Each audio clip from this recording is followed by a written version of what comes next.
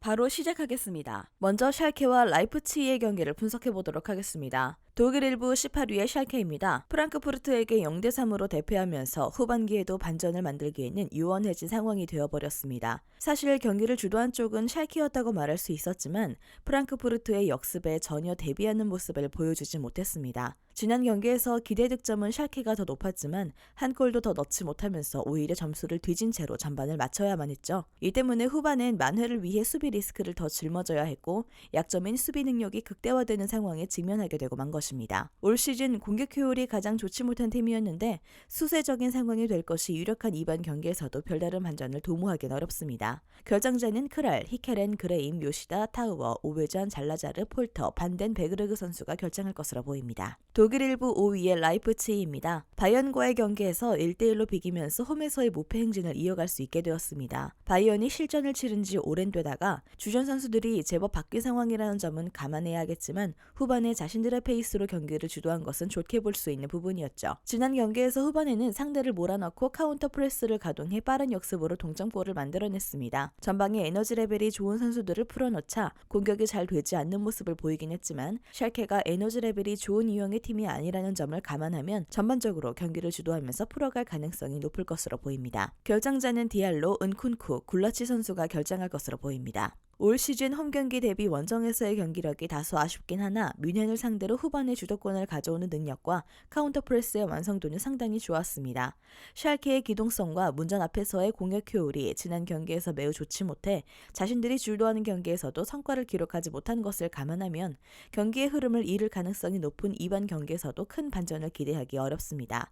라이프치히 승리 예상합니다.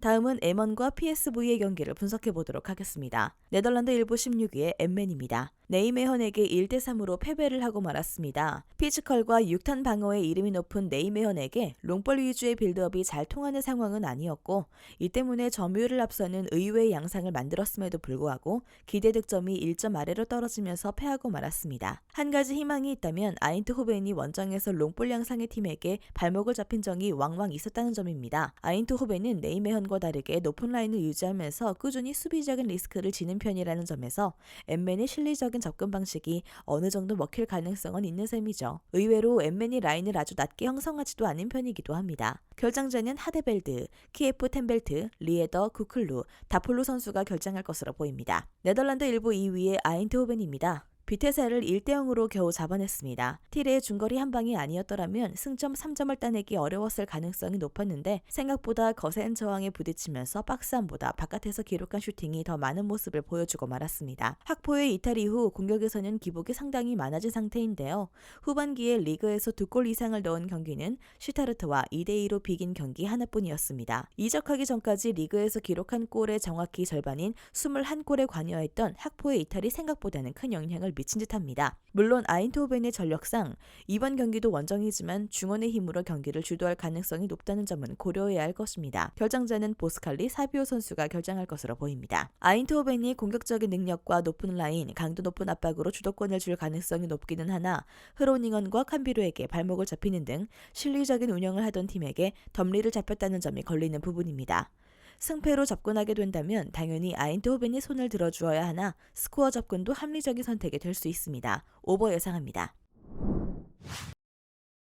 다음은 뮌헨과 쾰른의 경기를 분석해 보도록 하겠습니다. 독일 1부 1위의 바이언입니다. 후반기 첫 경기에서는 1대1로 비겼습니다. 아쉬운 결과이긴 하지만 상대가 만만치 않은 라이프치히였던 데다가 원정이었음을 감안하면 패하지 않을 것을 위안으로 삼아야 할 것으로 보입니다. 실점 상황에서 상대의 카운터 프레스에 당하면서 동점골을 허용했다는 점은 다소 아쉬운데 쾰른은 올 시즌도 활동량을 중심으로 무한 압박이라고 볼 수 있을 정도로 압박이 강한 특성을 지니고 있기 때문이죠. 빌드업의 시작점인 골키퍼도 조모로 바뀐 상황이라 빌드업 상황에서의 안정성은 두세 경기 동안 다소 불안정할 가능성이 높습니다. 결정자는 사르, 사네, 루이카, 노이어, 마즈라위, 마네 선수가 결정할 것으로 보입니다. 독일 1부 10위의 쾰른입니다. 브레멘을 7대1로 박살내면서 후반기 반전을 예고했습니다. 점유율은 거의 비슷하게 흘러갔지만 슈팅 숫자는 3배나 차이가 나는 등 완전히 브레멘을 압도했던 경기였다고 할 수 있었습니다. 지난 경기에서도 강한 압박으로 상대의 빌드업을 통제하려는 시도는 여전했습니다. 경합 상황에서 대부분 브레멘을 압도하는 듯한 모습을 보인 것은 덤인데요. 상대 수비수인 프리에드를 철저하게 괴롭히면서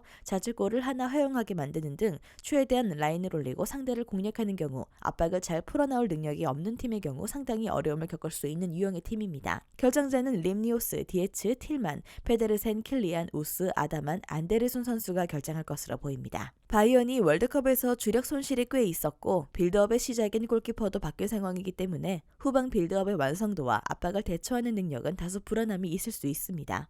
쾰른도 높은 라인으로 인해 수비적인 리스크는 상당히 큰 유형인데 다만 뮌헨이 상대의 라인이 올라온 틈을 타 속공으로 유연하게 공격을 이어간 모습을 감안한다면 바이언의 우세를 점쳐도 무방할 듯합니다. 다음은 호펜하임과 슈투트가르트의 경기를 분석해 보도록 하겠습니다. 독일 1부 13위의 호펜하임입니다. 우니온 베를린에게 1대3으로 역전패를 당했습니다. 두 골을 코너킥으로 허용했기 때문에 실점의 양 자체는 참작의 여지가 있을 수 있으나 쐐기골을 속공해서 허용한 데다 기대 실점 수치가 2.75골에 달하는 등 경기력이 아주 만족스럽다고 보기는 어려웠습니다. 호펜하임은 자신들이 경기의 주도권을 쥐고 나가려는 스타일입니다. 이 때문에 중앙 싸움에 꽤 적극적인 모습을 보이고 라인이 상당히 높게 형성되는 편인데요. 때문에 지난 경기 상대였던 우니온 등 활동량과 압박 능력에 뛰어난 팀에게는 꽤 약점을 드러낼 수 있는 편입니다. 슈투트가르트가 올 시즌 리그에서 가장 젊은 팀이기에 속공 대처에서는 리스크가 있다고 할 수 있을 것입니다. 결정자는 프로멜, 라르센, 보그트, 악포그마, 카박 선수가 결정할 것으로 보입니다. 독일 1부 16위의 슈투트가르트입니다. 마인츠와 1대1로 무승부를 거두었습니다. 홈에서 강한 슈투트가르트답게 경기의 점유율은 자신들이 쥐긴 했지만 박스 안에서의 노련함이 부족한 것이 결국 실점으로 연결되면서 승점 3점을 가져오지 못했습니다. 슈투트가르트는 앞서 언급했듯이 리그에서 가장 젊은 팀인데요. 이 때문에 지난 경기에서처럼 승기를 잡은 상황에서 노련하게 승부를 굳히는 면모는 다소 부족하고 수비적인 약점도 경험 부족으로 인해 다소 뚜렷하게 나타나는 편입니다. 지난 경기에서도 기라시의 선제골 이후 4분 만에 PK를 내주는 모습을 보여준 바 있습니다. 결정자는 소사, 자가두 선수가 결정할 것으로 보입니다. 호펜하임이 슈투트가르트의 속공에는 대비를 할 필요가 있으나 슈투트가르트도 측면 역습에 찬병인 소사가 빠졌고 원정에서는 평균 점유율이 40%대 초반으로 떨어지는 등 주도권 싸움에서 약한 모습을 자주 보여주는 편이었습니다. 호펜하임도 결정력이 그다지 좋은 팀은 아니라 저득점 양상이 더 가능성이 높다고 봅니다. 호펜하임 승리 예상합니다. 마지막으로 헤르타 베를린과 볼프스부르크의 경기를 분석해 보도록 하겠습니다. 독일 1부 17위의 헤르타 베를린입니다. 보훔에게 1대3으로 패하면서 강등권으로 다시 추락하였습니다. 극단적으로 롱볼에 의존하는 보훔에게 3골이나 허용할 정도로 박스 안의 수비가 매우 좋지 못했는데 지난 시즌 최악 수준이었던 수비력의 약점이 아직 개선된 모습은 아니었다는 것이 중론입니다. 문제는 공격 침투수가 상당히 심하다는 점인데요. 로케바키오가 돌아올 수 있는 상황이긴 하지만 요리몸, 요베티치는 다시 부상으로 전열에서 일탈했고 니에드 레흐너도 마찬가지입니다. 이 때문에 역습에서 온더볼 능력을 발휘하던 세르다르가 운반한 공을 방점으로 이어줄 사람이 없어지고 말았습니다. 결정자는 에주케, 사카, 요베티치, 니에드 레흐너 선수가 결정할 것으로 보입니다. 독일 1부 6위의 볼프스부르크입니다. 팀 내 최다 득점자인 은메차가 결정했음에도 리그 2위 프라이부르크를 6대0으로 잡아내면서 훌륭한 홈에서의 경기력을 선보였습니다. 중원에서 점유율 확보는 홈에서 더 잘 되는 편이었습니다. 그러나 이번 경기의 상대인 헤르타 베를린이 역습 성향을 가지고 있음을 감안하면 이번 경기에서도 지난 경기처럼 중앙에서의 주도권은 볼프스부르크가 가지고 올 수 있을 가능성이 높습니다. 지난 경기 한 골 1도움을 기록한 비머의 이탈이 아쉽긴 하지만 윈드가 꽤 괜찮은 모습을 보여줬다는 점도 호재입니다. 결정자는 은메차, 비머, 실바 선수가 결정할 것으로 보입니다. 역습 성향이 짙은 헤르타 베를린의 특성상 볼프스부르크가 중원에서 안정적인 경기를 풀어나갈 가능성이 높으며 헤르타 베를린의 전방 라인의 이탈도 상당히 심한 상황입니다. 볼프스부르크도 지난 경기에서 최다 득점자 없이도 6골을 퍼부은 화력도 인상적이었습니다. 볼프스부르크 승리 예상합니다. 영상에서 알려드리는 내용들은 모두 1차 분석 내용들이며 2차 분석과 최종 조합픽은 영상 하단 고정 댓글 링크로 문의 주시면 안내 도와드리도록 하겠습니다. 시청해주셔서 감사합니다.